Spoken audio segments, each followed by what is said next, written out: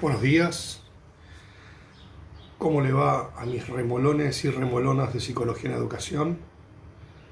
Hoy arrancamos un poquito más temprano, nos vamos a ir aproximando al horario real de clases.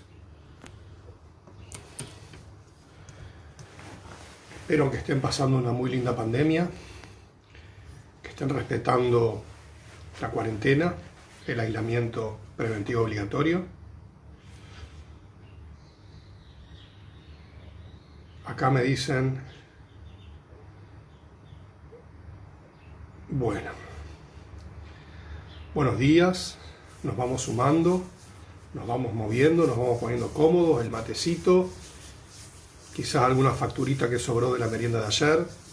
No espero que nadie se haya levantado tan temprano como para ir a comprar facturas a las 6:30 de la mañana para tener tu clase de Psicología en Educación. Como todas las mañanas dedicadas al conocimiento, Yerba Tarahui te acompaña con unos ricos y calientes mates, te despiertan, tienen propiedades que estimulan el conocimiento y la adquisición de conceptos. Yerba Tarahui, tu yerba, 102 años con la educación pública.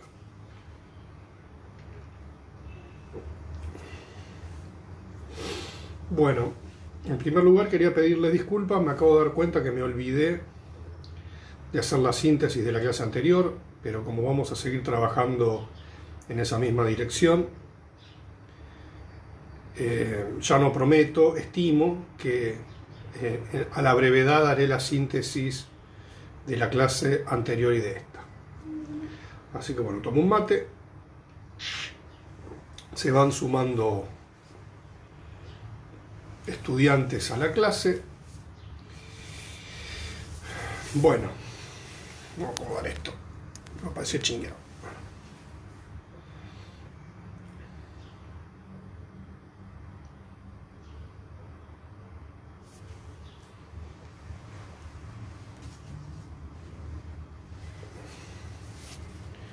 La última clase habíamos dejado abierta la cuestión de la subjetividad como una problemática compleja que no es oriunda del psicoanálisis, si bien pareciera que hemos nacido con ese concepto. Y la problemática de la subjetividad nos abre a diversas cuestiones. Por un lado, preguntarnos principalmente qué es la subjetividad. Le decimos subjetividad a muchas cosas. Bueno, habíamos definido preliminarmente que por subjetividad vamos a entender muchas cosas. La primera de ellas es que la subjetividad tiene un contacto con nuestra experiencia más directa, es decir, ese universo representacional simbólico, y que cada individuo es intérprete de la realidad, es decir, la subjetividad es algo que ocurre en el plano del pensamiento, no es un producto de la naturaleza. Después teníamos la subjetividad como concepto, es decir, cómo la subjetividad es comprendida y se puede enmarcar en un contexto conceptual, cómo habita una teoría. No va a ser idéntico o idéntica la concepción de subjetividad en la filosofía, en la psicología, en la historia, en la antropología o la sociología. Es un concepto inter o multidisciplinario donde los distintos campos, especialmente de las ciencias sociales, lo van a abordar de manera diferente. También ciertas ramas de la biología incorporan a su manera una noción de subjetividad. Es un tanto más acotada, pero no deja de ser de alguna manera una noción de subjetividad. Y por último teníamos la subjetividad como efecto de prácticas sociales. podríamos considerar que la subjetividad como efecto o consecuencia o producto de prácticas sociales es donde la noción de subjetividad tiene este borde más difuso entre la psicología, la filosofía, la sociología, la historia, etcétera, etcétera. Entonces uno puede decir, ¿cuál era la subjetividad de una época? Digamos, la subjetividad de una época, en ese caso, estaría más bien pensada como un imaginario social, cómo las cosas podían ser pensadas en una época, cierto horizonte representacional.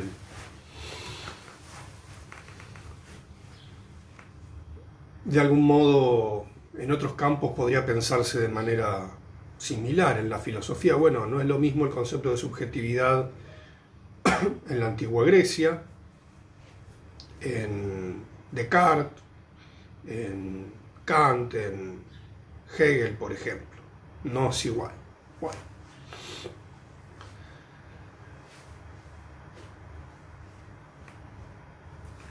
Creo que la cuestión introductoria de la problemática de la subjetividad y su vértice con el psicoanálisis, como planteaba la clase anterior, es introducido por Lacan al comienzo de su seminario 2.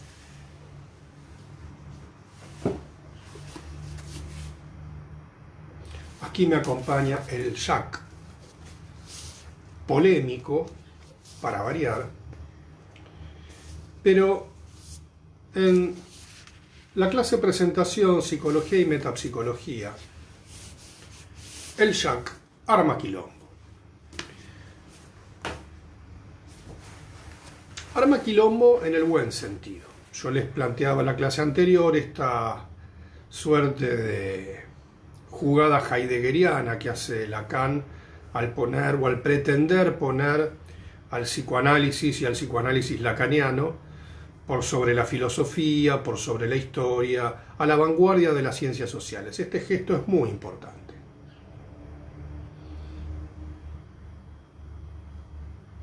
Muy importante este gesto. Porque este es el gesto de un intelectual comprometido con la historia. Este gesto. Les dejo para que hagan la captura de pantalla y no se les escape este gesto. El gesto del intelectual comprometido es porque con la historia, no con cualquier cosa. La jugada heideggeriana que hace Lacan se sitúa en el contexto de una época. A ver.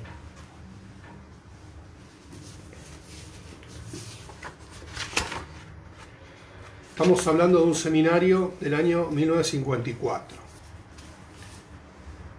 Auge del estructuralismo francés. Son los primeros años del post-freudismo. Y el psicoanálisis empieza a andar un poco los tumbos. Por un lado, del otro lado del Canal de la Mancha, los muchachos británicos, con sus teorías de las relaciones objetales, el auge del psicoanálisis norteamericano con los seguidores de Anna Freud, y Lacan en Francia se propone el famoso retorno a Freud, que más que un retorno a Freud por momentos es sigan a Lacan. Bueno, en ese retorno a Freud, sigamos a Lacan. Lacan, como decía en la clase anterior, efecto Ricky Martin, un pasito para adelante, un pasito para atrás, no deja de generar una conmoción lo suficientemente importante como para poner a pensar el psicoanálisis desde otro lugar. Esto ya lo han escuchado muchas veces, pero hagamos un breve repaso. Podríamos pensar que el psicoanálisis británico tiene un arraigo muy fuerte en la teoría de las relaciones objetales. Todo aquel que piense que el psicoanálisis británico solo habla de las relaciones objetales, como decía Celia Cruz, tiene que saber que no es así. Que el mismo psicoanálisis británico fue teniendo desarrollos, matices, impases, no es lineal. Y que los autores no caen de las palmeras. va teniendo una serie de rupturas internas, Bion, Winnicott, Meltzer, y no dicen todos lo mismo y de la misma manera. John Bowlby, por ejemplo, en la teoría del apego, etcétera, etcétera, va teniendo distintos, este es el gesto de separaciones, va teniendo decisiones, separaciones, etcétera, etcétera.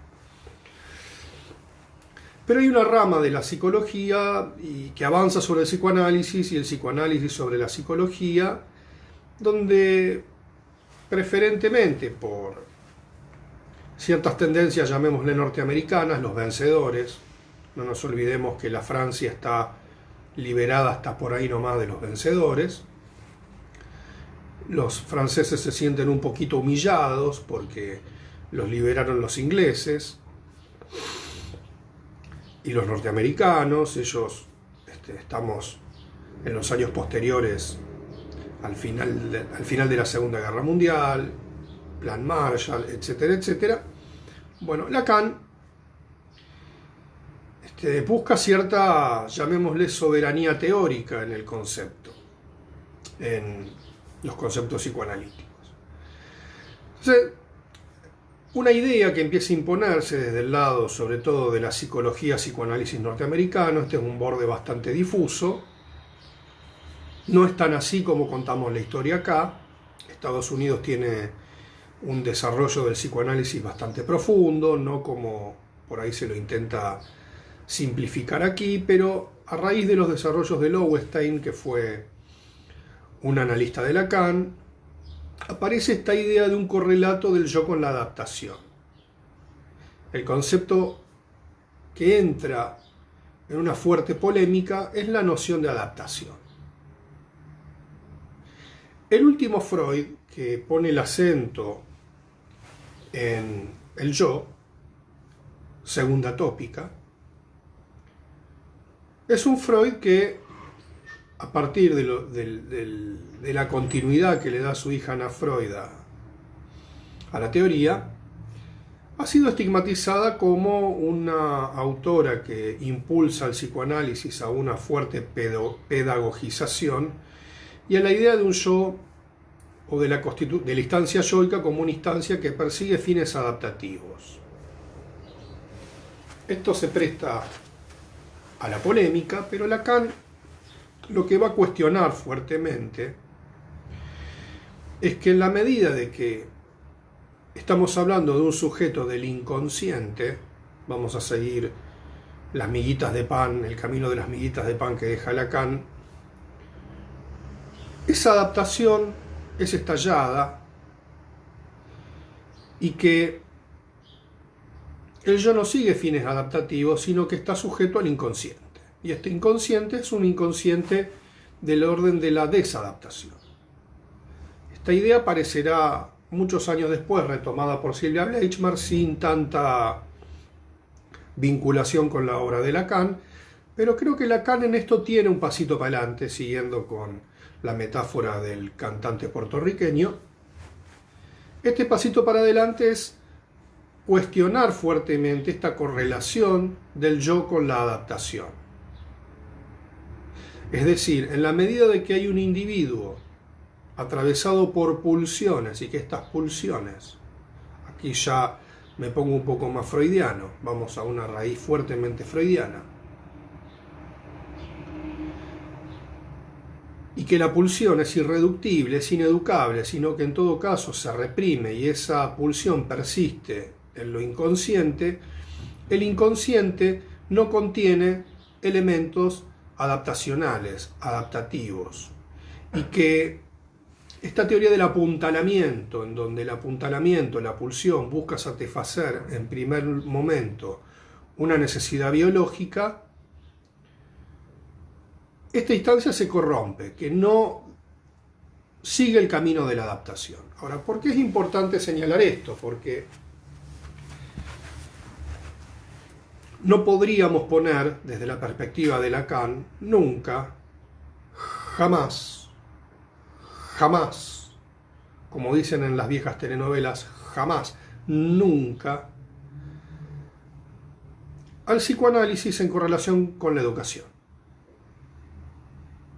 Porque si la educación tendría tarde o temprano una finalidad adaptativa, el psicoanálisis, al ocuparse del inconsciente, nunca podría tener como objeto la adaptación. Si a grandes rasgos, siguiendo las miguitas de pan que nos dejó Lacan, la finalidad de un análisis sería ser consciente de lo inconsciente, entre comillas, la realización del deseo,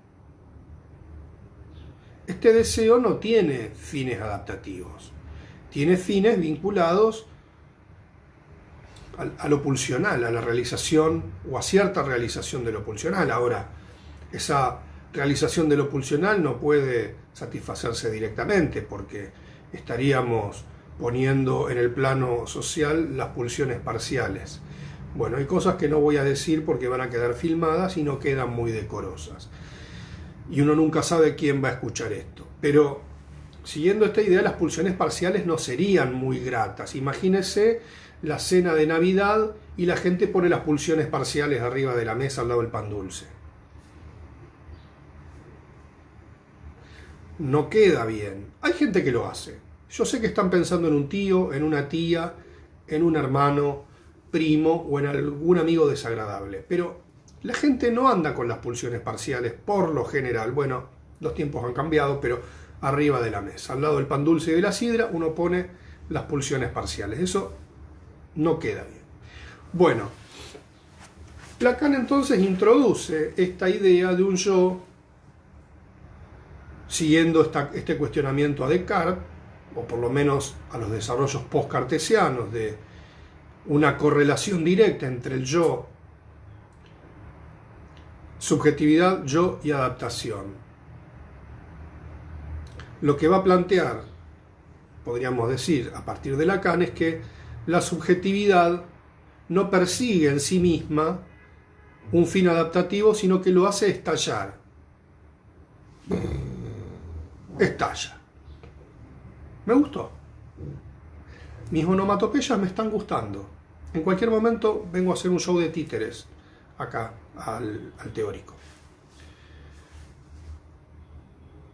No puedo creer, tenemos 32 personas viendo en vivo esta clase a las 8:30 de la mañana. Ya llevamos 20 minutos y vamos al primer like motivador de la mañana, con música electrónica.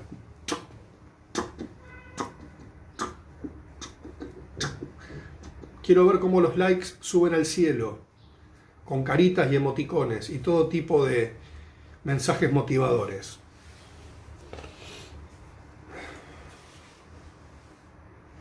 ...102 años con la educación pública.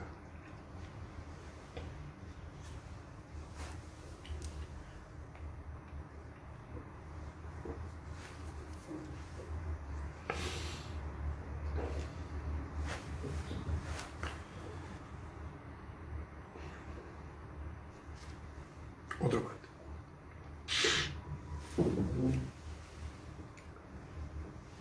¿Se ve bien? ¿Se escucha bien?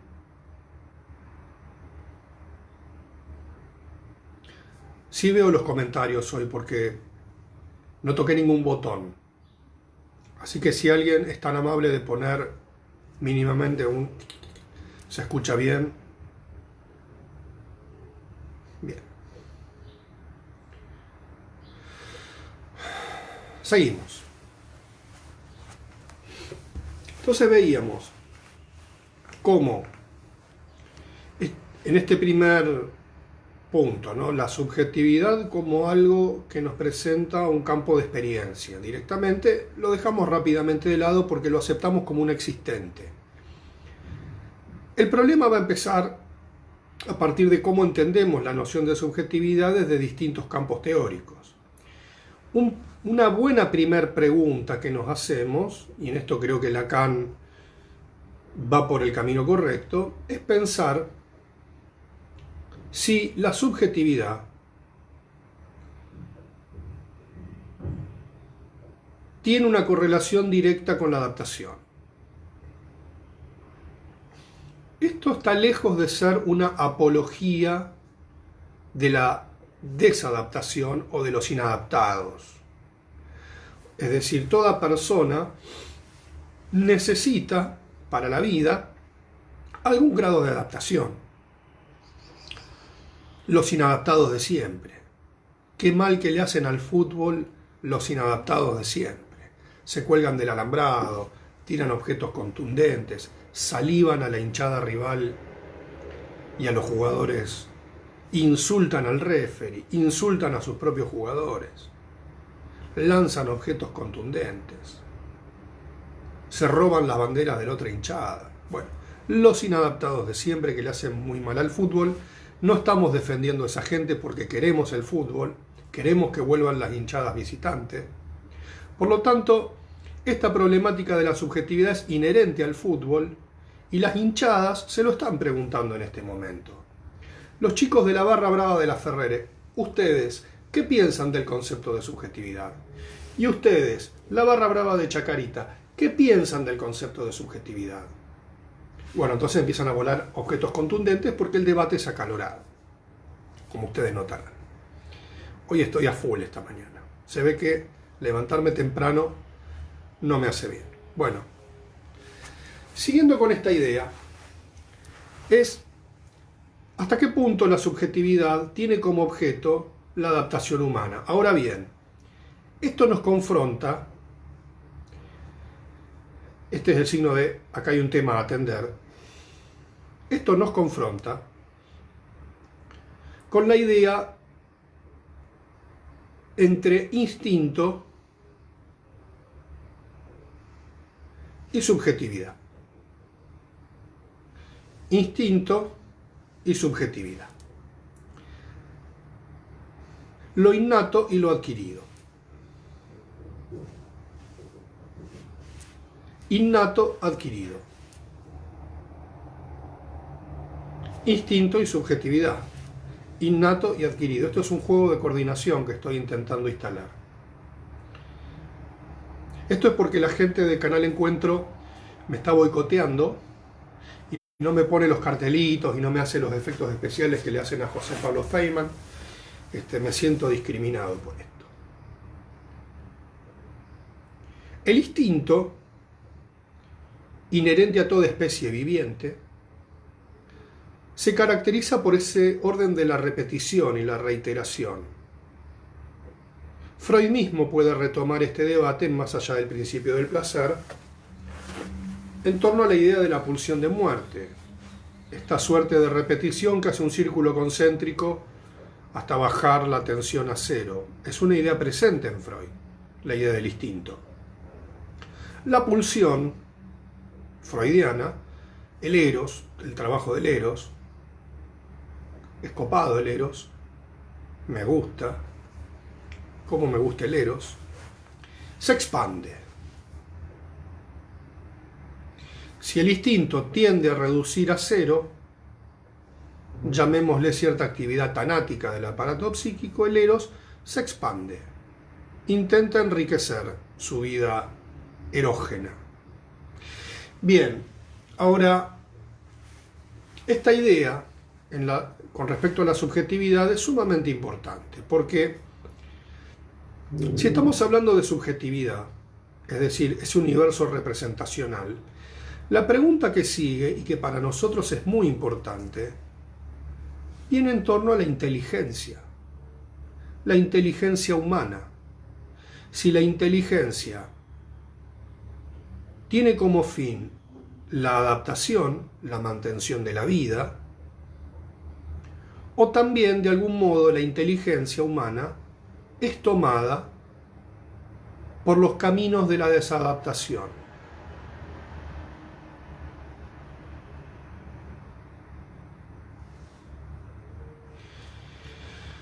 Este punto es muy importante.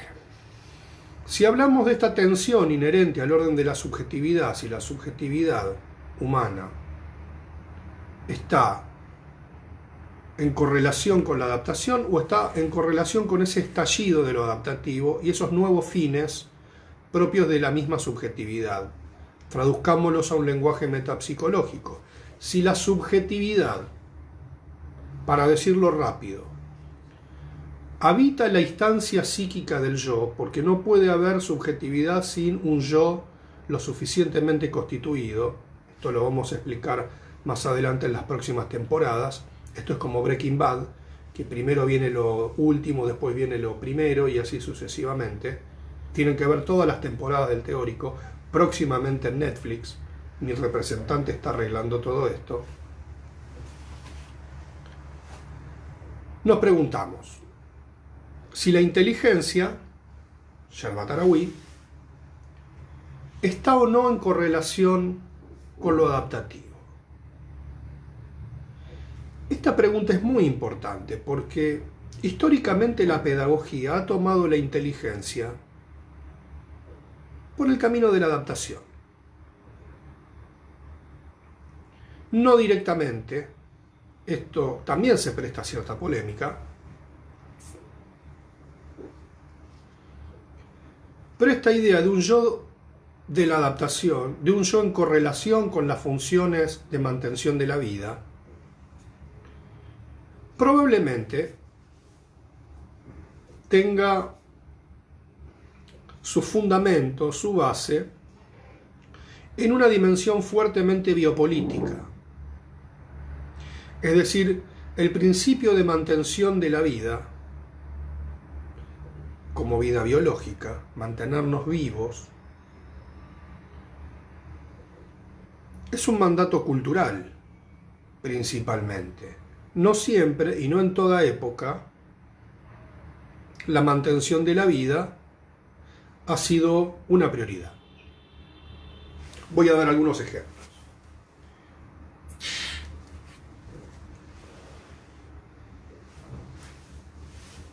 Corramos todo. Si yo tuviera la pantalla llena de conceptos, acá tendríamos el efecto especial de que yo con mis manos corro todos los conceptos, uno para cada lado, y retomamos. El psicoanálisis tiene en algún lugar, más precisamente en Tótem y Tabú, una teoría antropológica, ¿no? Este padre de la horda primitiva, sé que se están acordando de un pariente cada vez que digo padre de la horda primitiva, y esta sociedad de hermanos que lo matan y se lo comen, y de alguna manera juran no repetir esa historia y elevan al padre a este animal totémico, prohibido, y esta sociedad de hermanos que genera esta primer célula de sociedad que implica la circulación de mujeres, de bienes, que comete este parricidio y que se identifican con el animal totémico, y el animal totémico pasa a ser como un primer objeto de devoción y de creencia. Esta teoría, fuertemente cuestionada por la antropología post-freudiana, no deja de tener el lugar de un mito fundacional porque Freud lo piensa desde el complejo de Edipo. Freud mismo dice en Tótem y Tabú, no recuerdo puntualmente dónde, pero él va trabajando esta idea por un camino del parricidio y por otro lado de los deseos del niño hacia la madre. Entonces hay un momento donde dice entonces el niño se comporta como un pequeño Edipo porque pretende matar al padre para tener dominio de su madre. Freud descubre de ese modo o redescubre el complejo de Edipo a partir de cierto mito fundacional. No dejemos de pensar que Freud cree fuertemente en ese principio de que la filogenia se reproduce en la antropogenia, que en la constitución de un sujeto se reproduce la memoria de la especie. No olvidemos eso. Bien, ahora, no desde esta perspectiva, un pensador muy profundo, Gershom Scholem, que es, entre otras cosas, famoso por haber escrito sobre los estudios de la cábala luriánica en el siglo XII, un tema muy práctico para la vida, pero escribe unos estudios extraordinarios. No son las cábalas del doctor Bilardo, es la cábala luriánica, no las cábalas de Bilardo ni de el Mostaza Merlo. Digo, para que la gente no se confunda. Scholem plantea que la creencia es el primer o la primer suprarrepresentación, y la creencia totémica, politeísta, que rompe la relación entre el ser humano y la naturaleza. Es muy interesante esta idea que plantea Scholem, porque la creencia viene a desvirtuar el orden natural. Esta idea del animal prohibido, del alimento prohibido y de una creencia y de un castigo si se rompe con el mandato de la creencia, hace estallar al ser humano como una criatura netamente natural y de la subsistencia, porque el ser humano puede hacer en determinado momento lo contrario a lo que lo mantiene con vida y hacerlo totalmente convencido. Los resultados electorales de la Argentina demuestran esta hipótesis. La gente vota cualquier cosa en la Argentina. Basta, no dije nada. Este era un chiste. Es decir, el ser humano puede hacer exactamente lo opuesto a lo que lo mantiene con vida. No quiero desafiar la fe de nadie en esto, pero es conocida la metáfora que en la India hay tremendas hambrunas y hay una de las religiones que tiene adoración por las vacas. Yo conozco mucha gente que tiene adoración por las vacas, pero no por las mismas razones que los hindúes, porque las ven y las visualizan arriba de una parrilla, con el humito y el olor. Ahora, después tenemos hoy en día, por ejemplo, las corrientes veganas, que consideran a toda persona que come carne animal como un criminal o como un ser despiadadamente cruel, ¿no? Entonces, más allá de las fundamentaciones y que alguno de los oyentes pueda suscribir alguna de estas ideas, lo que me parece importante que podamos pensar es que el ser humano desafía la lógica de la conservación. Esto no sería posible sin el campo de la subjetividad. Por lo tanto, toda pretensión, este es el gesto de pretensión, toda pretensión de disciplinar lo adaptativo bajo el proyecto que sea, por lo menos desde esta teoría, siempre se va a ver confrontado con esta tendencia al desborde. Porque el ser humano, así como cree, es un animal que no cree. Es decir, podemos tener la evidencia más pura, si pudiera existir este término, y un ser humano puede no creer. Como dice Castoriadis, la particularidad del ser humano no es que aprende, es que puede no aprender.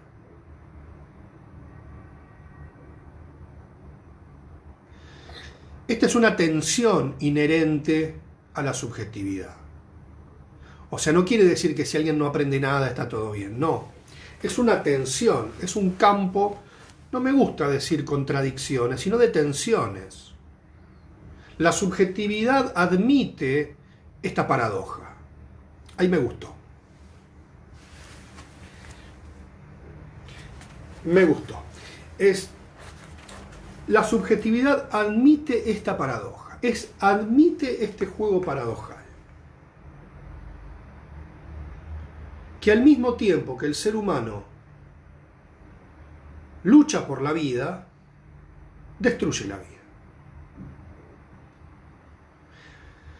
Al mismo tiempo que la creencia lo puede sacar de los momentos más adversos de la historia, la misma condición de ser subjetivo lo puede introducir en condiciones sumamente destructivas. Esta es una dimensión que también solamente puede ser pensada desde una teoría de la subjetividad, puntualmente desde el pensamiento crítico. Entonces, este primer punto es la adaptación,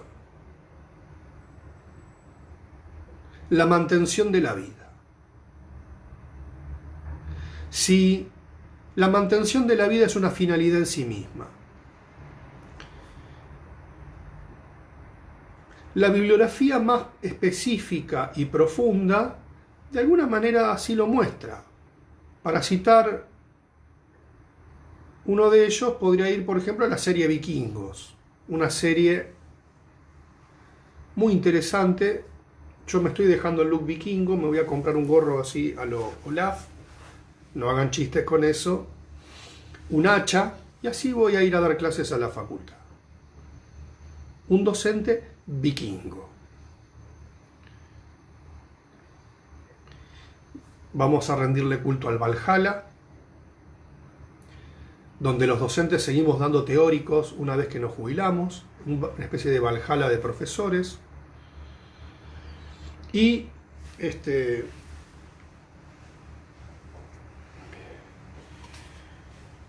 le declararemos la guerra a otras facultades y los agarraremos a palazos y a hachazos. Y le robaremos sus riquezas. Hablando en serio. En la serie, que tiene alguna reconstrucción bastante lograda, vamos a usar esos términos, vemos esa lucha entre los paganos nórdicos y los fieles ingleses, es decir, cristianos.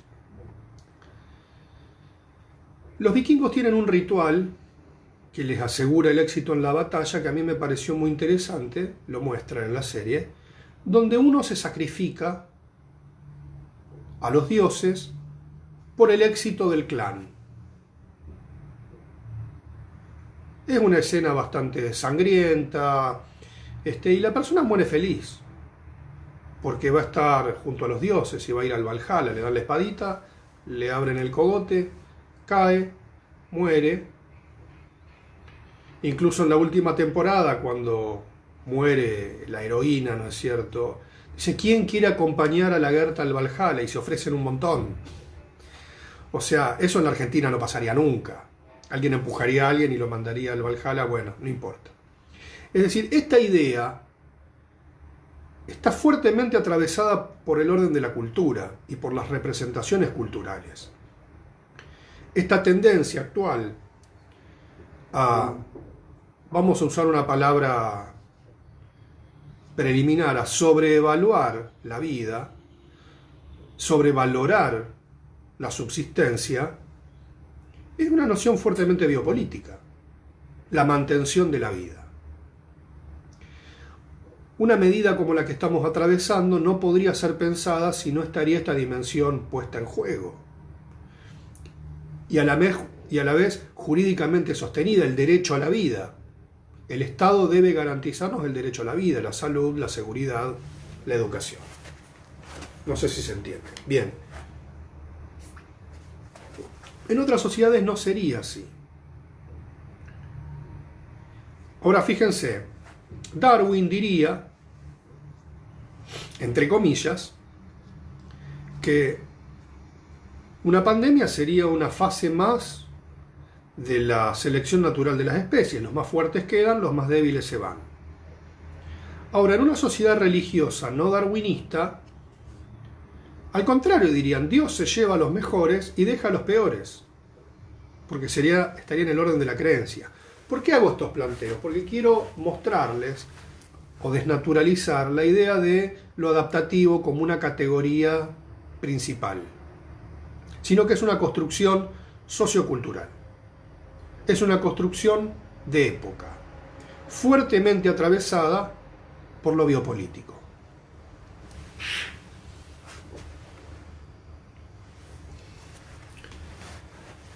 Tanto en Violencia Blanca como en mi texto,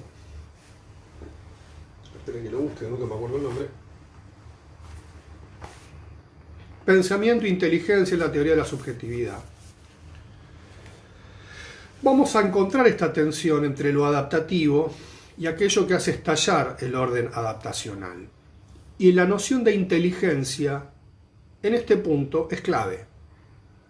La pregunta es, ¿qué es la inteligencia humana? Si la inteligencia humana es algo que está en correlato con la adaptación, más inteligente es el que mejor se adapta, o la inteligencia en todo caso es un concepto más extenso, más complejo. Por otra parte, nos vamos a encontrar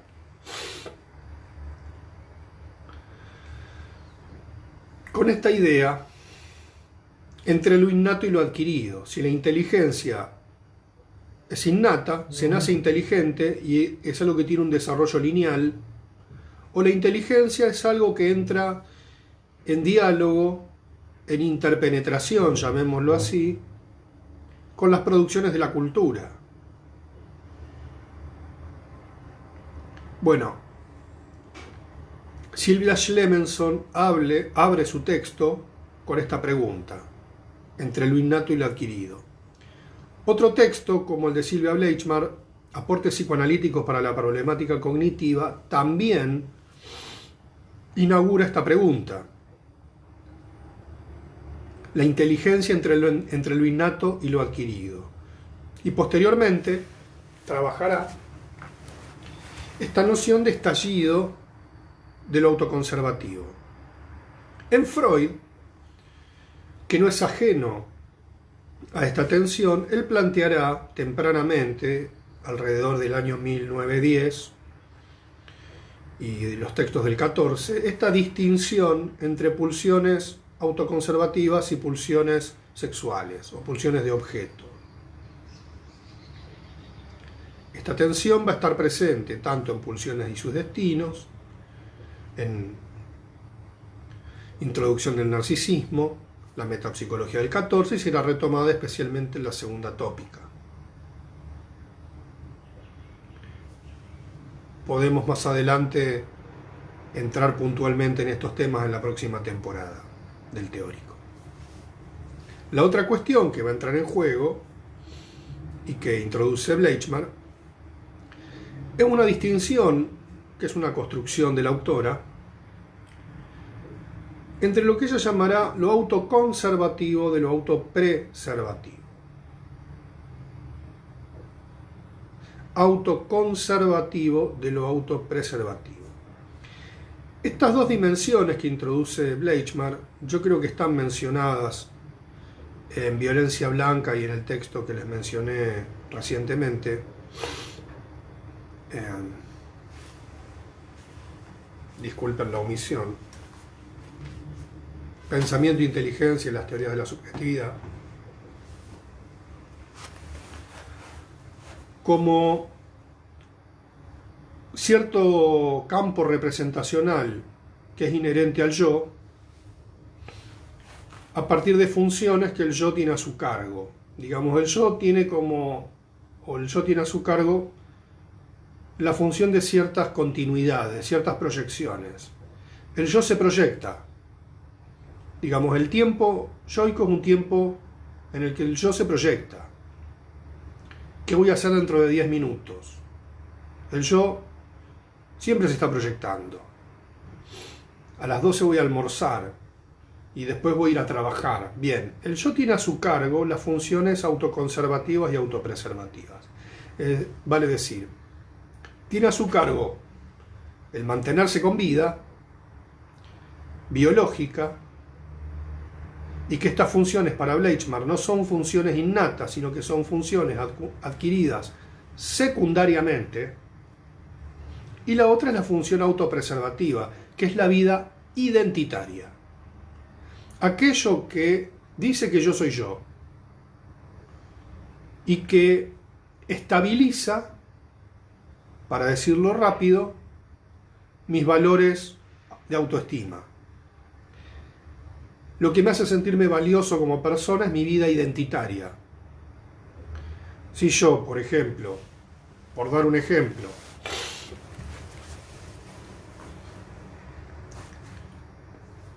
para comer me alimento de la basura o voy a una plaza y empiezo a comer el pasto porque no tengo nada para comer, a lo mejor puedo llenar mi abdomen, pero me siento terriblemente indigno.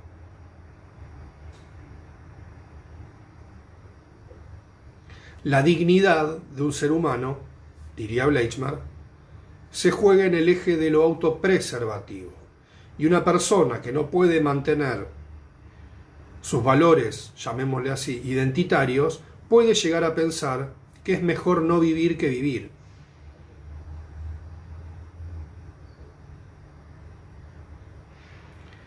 Convengamos que una persona que no puede cumplir con sus expectativas autoconservativas muere. Y una persona que no puede cumplir con sus expectativas autopreservativas se deprime y muere también, o puede morir. Otra posibilidad es cambiar, pero bueno, eso es bastante difícil para las personas en determinadas circunstancias. Lo que dice Bleichmar, que es muy interesante, esto lo trabaja en un texto, creo que está en La subjetividad en riesgo, y el texto se llama Las dos formas de la realidad, o las formas de la realidad, que si revisan el grupo, creo que el texto está, lo puedo volver a subir, si lo pide la gente, porque es muy importante que las cosas las pida la gente.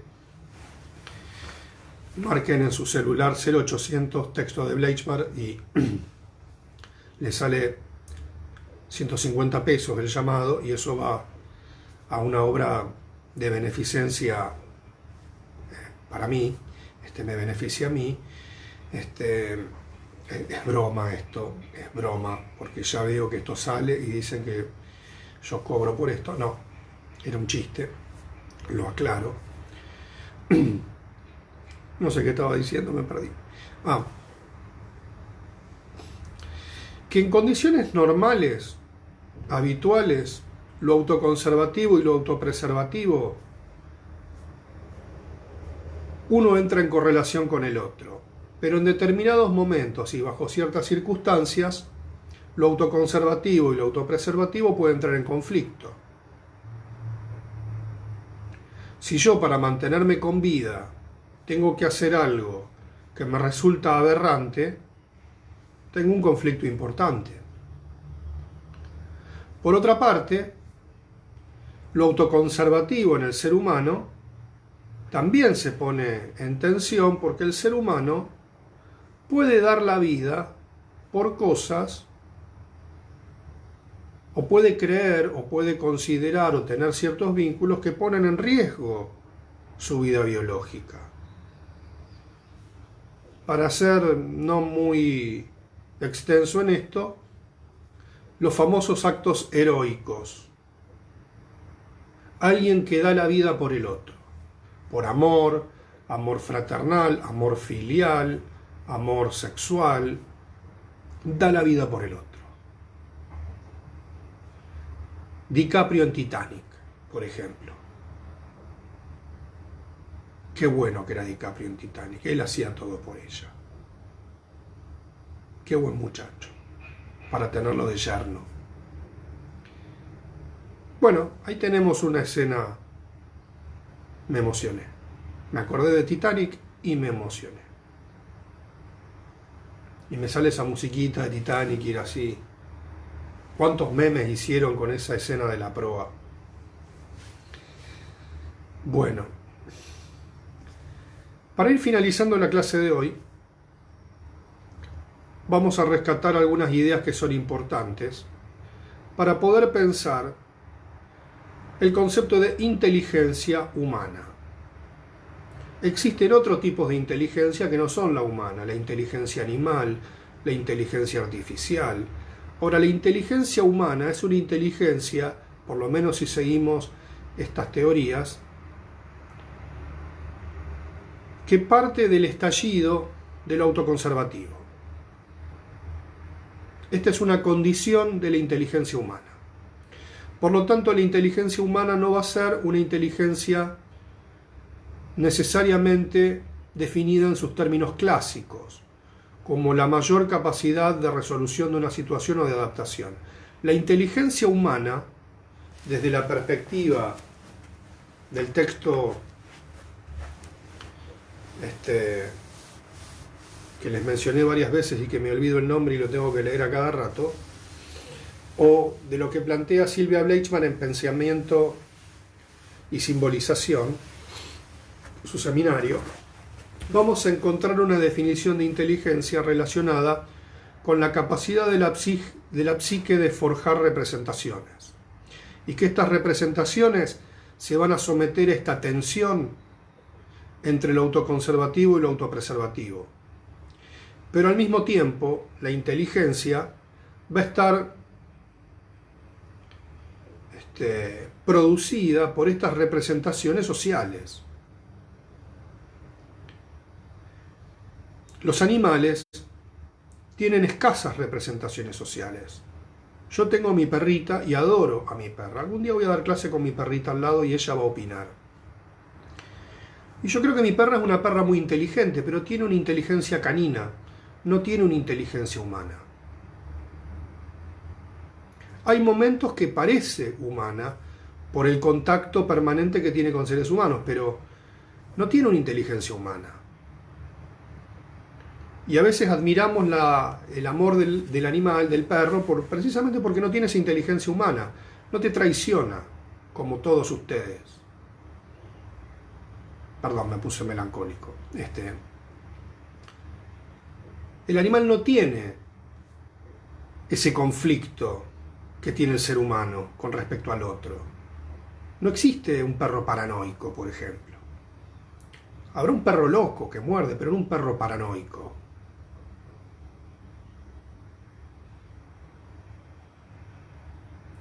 Cuando mi perra se puso en celo, nuestra veterinaria nos hizo una serie de señalamientos. Claro, más o menos dijo que la perra la puede preñar cualquiera, no elige, ¿no? Nosotros no podemos elegirle un candidato y hablarle al perro para que elija un buen perro, un perro de familia, un perro rugbyer, por ejemplo, que tenga acciones en Vicentín, un perro así de clase social. No. Puede agarrar cualquiera, porque es el instinto el que se expresa ahí. O sea, hay una cercanía con el instinto en el animal que en el ser humano el instinto es una evocación lejana. El ser humano, diría Bleichmann, ha vicariado el orden de lo natural por el orden representacional. La inteligencia humana, de ese modo, es una inteligencia que está en un más allá de la adaptación. Que esto no significa desadaptación, sino que es más complejo, admite un conjunto de tensiones que en el orden de la naturaleza no están previamente inscriptas. Y que en nuestra época, nuestra cultura moderna nos va marcando cierto orden de dirección y de disciplinamiento de estos modos del pensar lo social, lo individual, la mantención de la vida o la identidad. Es decir, estamos sujetos a condiciones histórico-sociales que nos van marcando ciertas orientaciones y que estas orientaciones no son determinaciones, son juegos de tensiones.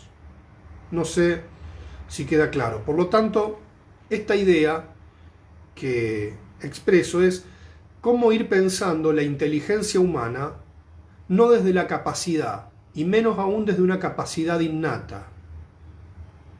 La educación, el sistema educativo, ha tenido un fuerte peso de las teorías de la inteligencia basadas principalmente en los trabajos de aptitudes y del coeficiente intelectual. Esta idea de coeficiente intelectual es una idea fuertemente arraigada en una correlación de la inteligencia con lo adaptativo, el yo, la inteligencia y lo adaptativo en correlación. Las teorías psicoanalíticas, lo habíamos ubicado al comienzo desde algunos aportes de Lacan, pero principalmente los desarrollos de Bleichmann, van a poner fuertemente en tensión esta linealidad. Bueno, vamos a hacer todos un último like motivador para que esta clase termine pum para arriba, en un máximo de éxtasis, de música electrónica, y vamos Argentina, vamos pandemia, vamos cuarentena y acaban los fuegos artificiales.